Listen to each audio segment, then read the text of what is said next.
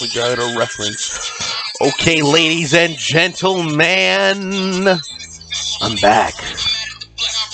All right, let's turn it down. Let's turn it down a bit. All right. So, it has been a long week. I was supposed to do this video the other day, but work had me like really backed up from working. Ooh, you like my little logo thing here? Work had me like really backed up. So, but I am back, and we're back to talk about The Batman, directed by Matt Reaves. The Batman movie that is now out on HBO Max. For those who have not seen it, I've waited for this movie to drop on HBO Max for since they announced the movie was gonna drop. I was like, let's get it right now. I was Jesus. Sorry, I had like a notification on my thing. But my number rating for the movie, I've seen it 3 times. You know, the first time my original rating was like 100 out of 10. Like, I had like 100 out of 10. Then I saw it again as like to critique the movie. But it was so good I couldn't even do it. I enjoyed it again. My third watch, I was like, all right, let's get down to nitty gritty. Let's even nitpick. Let's do some nitpicking if we can. My number rating, I think I'll give it a 9 still. I'll give it a 9 out of 10. 8.5 if I want to. No, I can't even do that. I can't even say that. It's gonna be a 9. I can't even say an 8.5. It gotta be a 9. 9 out of 10. Where would I rank it out of all the Batman movies created?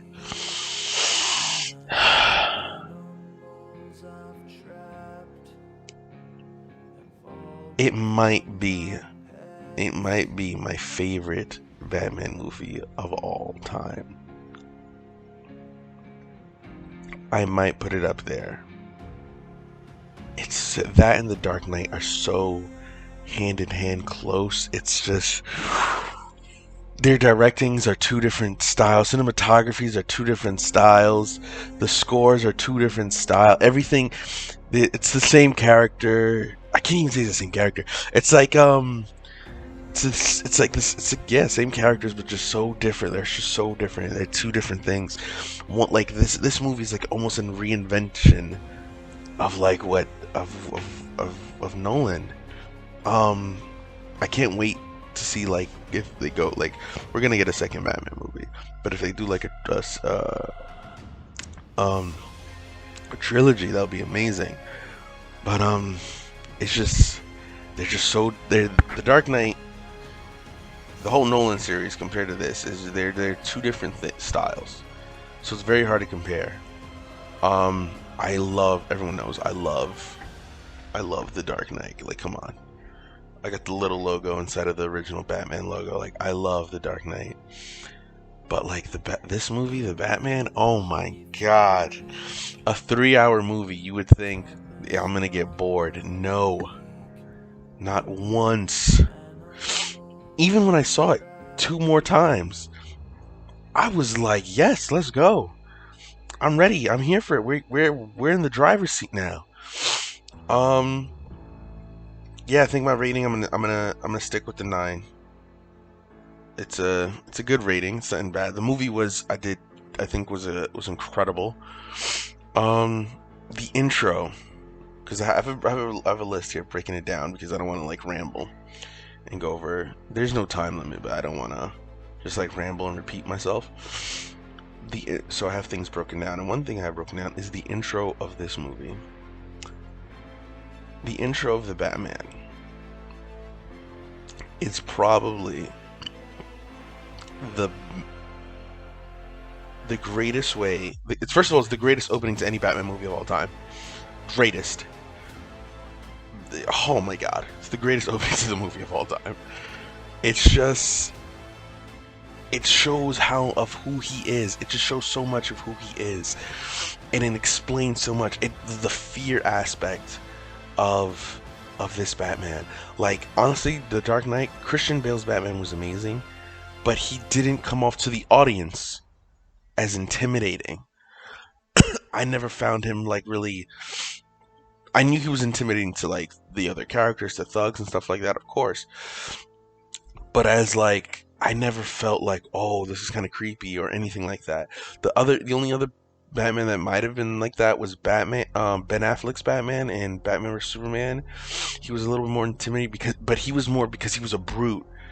Like you know what I'm saying? But Robert Pattinson's Batman was just so dark. Like he was scary. The intro of how he explains who he is, that he's been walking the streets for 2 years. And I like that. I like that he's just dressed as a regular guy with his bat in his book bag, just walking the streets of Gotham and seeing stuff. He knows he can't be anywhere, but because he set up this intimidating factor of him, when the bat signal gets shined in the sky, every criminal around doesn't even want to take their chance. Like, I love the intro when they show like they show like I think three different, like they show a bunch of thugs on the train, they show a guy robbing a deli, and then they show a bunch of kids doing vandalism, and they're all doing it fine. But once the signal goes to the sky, the guy in the deli, when he goes outside, he looks down the alleyway and sees nothing but darkness, and because he saw the signal in the sky, he's scared. He gets so scared that he gets hit by a car and he just starts jets. The vandals, they drop their canisters because one of them is like staring into the shadows behind him, and he's scared that Batman might come out there. So he drops the canisters, books it as well. That is so good. It's that fear aspect. He knows he can't be anywhere, but he knows that he instilled that fear in everybody, that he put everybody on check. That's so incredible. That intimidation in the beginning is just, it defines who he is as Batman. Everyone can have their doubts about Pattinson, but he knocked that shit out the fucking ballpark. He was incredible Batman. And if you are a comic reader and you know about Batman Year One, he was an incredible Bruce Wayne. A Bruce Wayne who didn't want to deal with being Bruce Wayne, whose job was only this. This is him in the beginning. Bruce at the beginning, when he comes back to Gotham and be Batman, is just like this. I don't want to be this playboy billionaire. It's not until eventually it clicks where he's like, I have to keep this duality. I have to be this person, and if I want to stay being this person. But the intro, it's so, oh my god. And then when he finally picks the targets, which is I'm going to assume they're part of Joker's gang when Joker's around, because Joker is confirmed in the universe because his 1 year anniversary. So I'm assuming that these guys with the Joker makeup were part of his group and are still just out there causing trouble. And when he comes, because they're beating up this like Asian guy, and when he comes out of the shadows, it's insane. It's like this Western feel. So every step you see, you hear, like they did an incredible job. Every step he takes, you hear his gear and his suit shift, like the utility belt. You hear like everything shift. So it's like it goes ting ting, and it's like almost like a Western, because they do close-up shots several times in the movie of his feet or of his legs, and you can feel the step go doom doom, and as he gets closer and closer, and it's just that in itself was just amazing. And then of course Batman just beats the shit out of all of them. Also, this is a very fresh Batman who can take hits. His suit was made that he's still a novice at the fighting. Like, he was getting hit a lot, but he's trained, and I'm gonna get hit, but fuck it, we're gonna keep pushing. But the intro alone set the tone for the rest of the movie and of who Batman is and what we're going to see. And I thought that was incredible. The runtime of 3 hours, great. Honestly, if they didn't want any shorter, just to condense all the information they wanted, it would have been like, nah, it would have felt rushed. The Joker deleted scene, sorry if you haven't seen it. There's a Joker deleted scene. I'm glad that scene was taken out. I saw the scene. It was incredible. It was great. But I kind of understand why it was deleted. If they would have left it in the movie, it would have felt like it's taking away from Riddler. Because now everyone's hype about the Joker. We're like, are we gonna see him again? Are we gonna see him? Are we gonna see him?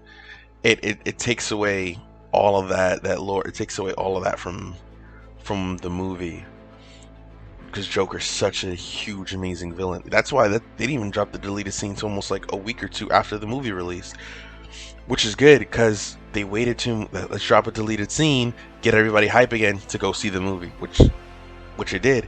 Sales went back up in the box office the weekend that this scene was dropped, which is incredible. Did amazing at the box office. I expected nothing less. I knew it was gonna knock it out the ballpark. Another incredible thing in this movie for me was the score. Of course, I like Hans Zimmer's score in The Dark Knight in Nolan series. Hans Zimmer's like my favorite composer, so his thing is amazing. But this movie, the music wasn't whimsical. Like, I'm not saying Hans Zimmer's was, but they were dishy basara. Come on, my guy. That it's lit, but it's like, all right. The score composed by Michael, I think is Giacchino. He's the composer for the Batman. Michael how do you spell it? Pronounce it? Giacchino? Giacchino? I think he did an incredible job with the score. Everything. That dun, dun, dun, dun, boom, boom, boom. Oh my god. That shit was crazy. It put so much bass. It made the Batman even more intimidating than he was. It made him more intimidating than he already was. Oh my god. Everything. Even Riddler had a little score for him, because each character has like their own like composers try to give him like a little theme. Riddler had his, and which was perfect because his sounded very mysterious and would work for somebody who's the Riddler. It was so good. Catwoman had hers, sounded very noir like. It was just incredible. Yeah, but I think Michael, I'm just gonna say his first name. I think Michael did a great job. The sound for the movie was amazing. I think the sound played a huge part, from like the way his suit made sounds, from even the fighting, the hits. They felt so intense. They felt real. Oh my god! Speaking of sounds, the car, the Batmobile, the way that shit purred, holy fuck. First of all, it's probably the best in the entire, alright, I wouldn't say the best, but it's probably up there as one of the best scenes in the entire movie. That chase scene felt fucking real. And it felt so real. Because unlike The Dark Knight, this guy's running around in a fucking tank. And even though they explain the physics and the science of everything of how the tank, the Batmobile Nolan series can exist, it wouldn't really be plausible. And again, as a Batman like fan, it's not stealthy at all. Like if we want to nitpick, it's not stealthy. This one, it's more raw, it's more real. It's a regular fucking car that he custom build with tires that can withstand, that can go through things, with probably armored the car. His engine is souped up to the max. Oh my god. And it just felt so, the chase when he's chasing Penguin in the car just felt so good. Oh my god. And he like burst through the flames, and then again another thing. I'm gonna get into the cinematography right now. One part that was so fucking good, when he hits the car and Penguin is looking at him, and he's like slowly walking, and they have the image of him upside down. It's the symbolism of an upside down bat is crazy. It's crazy, and I just love that. And then how he creeps down slowly just to look at Penguin. Oh my god, that in itself was just incredible. I thought, oh my god, I just thought that was just perfect, like a perfect way to end that chase scene. It was the Batmobile was just to die for. I loved it. I like the little wings at the end, like the flaps at the end, in the back of it, like little bat ears, kind of, almost reminiscent to Adam West's Batman, the black, the black with the little flaps at the back of the car as well. But the cinematography, let's talk about it. Greg Fraser, who did the cinematography for this movie. Kudos to you, my guy. Because holy shit, you made this movie look beautiful. Oh my god. Everything just looked gorgeous. The way he made Gotham City look. Gotham City, first of all, the scene in the beginning where Bruce, I thought it was Times Square. The way he made Gotham City look, it's different. It's not Tim Burton's thing, so it doesn't look like all whimsical. And campy. It's not Nolan's thing, so it doesn't look super businessy and stuff. This one was like more. It felt like I was in the Bronx, like I was in Manhattan. It felt very like New York style, which Gotham is slowly kind of based off of this very New York feel. I loved how he made everything look, the lights, the colors, how everything shined. Oh my god. How he had the Batmobile in the darkness, and then you see the engine fire up, and then the whole, oh my god. The cinematography was incredible. It's fantastic. I just thought it was great. And how he made the characters just look. Each character looks so great. Like, speaking of the characters of the movie, Zoe Kravitz. Well done, girl. You did an amazing Catwoman. Well done. The dynamic between her and Batman was just very, very Bat and Cat. Like, very comic booky. Her witty comments. His, like, almost gullible or naive, well, I don't know how to pick up girls type of thing. Him not catching hints of her flirting. It was very well done. I love their connection. I want to see more of her.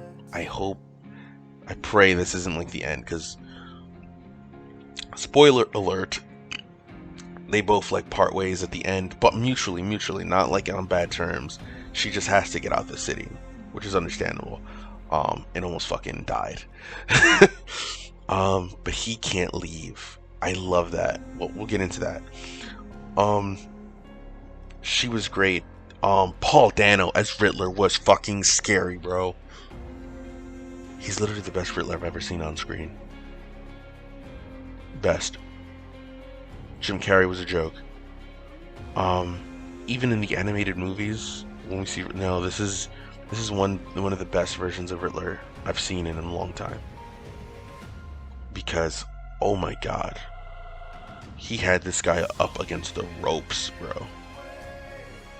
This Riddler was just was terrifying. So the way he spoke, like he's on the spectrum. He was just, oh my god. The riddles were great too. They weren't whimsical. They weren't meant to be whimsical and campy riddles. They were straight to the point, dark, very puzzly. I like the encryption codes too. Everything was just felt real, like a normal person can solve them, like in IRL in the day-to-day world. It was just so great. Like, Paul Dano, kudos, you did amazing. Andy Serkis as Alfred, you did a great job. as an Alfred who taught Batman how to fight and everything. You did in a, because this is a different type of Alfred we're seeing normally to the regular butler or whatever. This guy, this was Andy Serkis did a great job, even though we didn't like his screen time wasn't like super out there and everything. um he still did. I think he was a great Alfred. I wouldn't put him as one of the best, of course. Michael Caine, I think, is one of my favorites. Jeffrey Wright, though, as Commissioner Gordon, awesome. The scene in the police station where they're like talking and he's trying to pretend like he's mad at him, but he's having a regular conversation with Batman. It's so funny. But he did an amazing job as Gordon. I loved their team up, the good cop, bad cop, throughout the movie, of him trusting him, and even like when everything's up against the walls and Gordon should not trust him, he's like, I'm gonna have to trust you. And he was like, and he tells him, the only way to get out of here, you gotta punch me, you gotta hit me in the face. That was so good. Like, I love Jeffrey Wright did an amazing job. Gordon, John Tur, I never know how to pronounce his name. John Turturro, the guy who's in all Adam Sandler's movies, bro. He was in the Transformers as well. He is hilarious. So to see him play the legendary Carmine Falcone is great. Because this is what I'm saying. This movie had every character was intimidating at one point. And Carmine Falcone, if you don't know, in the comics, is one of Gotham's biggest mobsters. He's literally top 3. I wouldn't even say top 5. He's one of their biggest mobsters. Connections to everything.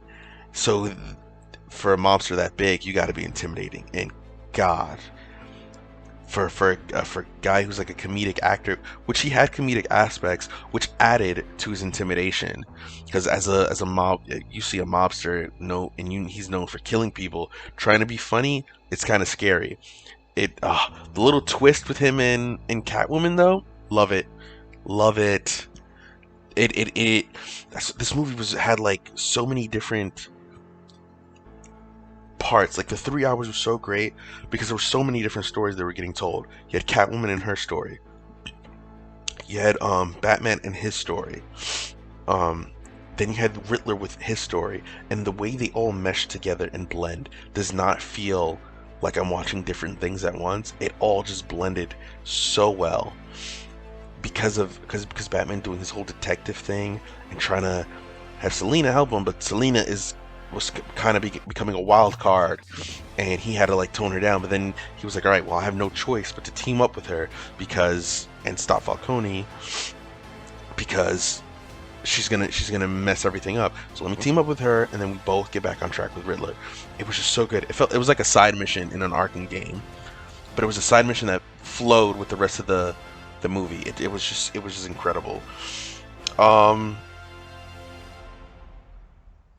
Yeah, the movie was just, I just found everything about it flawless to me. If I have to nitpick, because of course I gave it a 9, so what am I not gonna nitpick? I wouldn't even know. I think introducing the Joker in the movie, even though it was great, I think introducing him, I think you shouldn't have. If you want Joker to be the big bad, save him for the second or third movie. But I don't think you needed to bring him in it. I don't think he needed to be in it. We already had so many characters development and so many personalities going on. I think this movie would have just done fine without even before the deleted scene. There is a scene with him in it. Paul Dano's Riddler talking to an unknown inmate, and when they show close up, we only see like from like the brows up a little bit, but you can kind of see the hint of the greenish hair, and then he starts laughing fucking like a maniac at the end of it. It's like, all right, this is Joker, clearly. I feel like he should have been in it. I think like that was just too much. Um, what else would I nitpick? I would say like more like I would want like more of a background of basically where Bruce came from. But again, the reason why we don't get like more of a background of like how Bruce became Batman and everything, because then we're getting an origin story, and that's not what this is. And that's what I wanted. I wanted a Batman movie where there's not an origin story. This is Batman 2 years in, so I get that. Um, I don't know. I guess like I wanted some things to be more detailed explained, but that's because the Dark Nolan series gave that to me. Oh, we got a new suit. Let's explain everything about the new suit. No, we don't need explanation about the whole thing. Like every time something new happened in the Nolan series, we got a 5-minute explanation from Fox or somebody. Also, this movie didn't have a Lucius Fox. I don't know if I'm bugging or not. I don't think this movie had a Lucius Fox. Um, that's crazy if it didn't though. I think they should incorporate him more. If we see a new suit or new tech, I think we should get Lucius.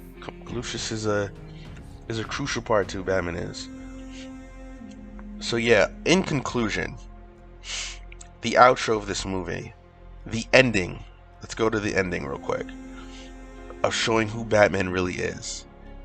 The beginning of the movie, he talks about that he is the darkness, and the ending when he saves Gotham.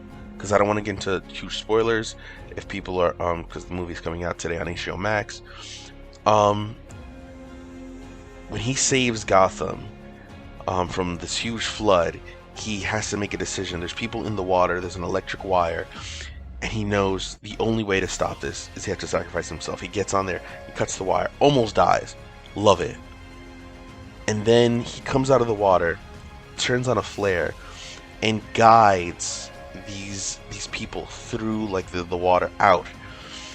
And he changes. So his speech at the end changes from such intimidating, and he comes to a realization that I'm not just fear.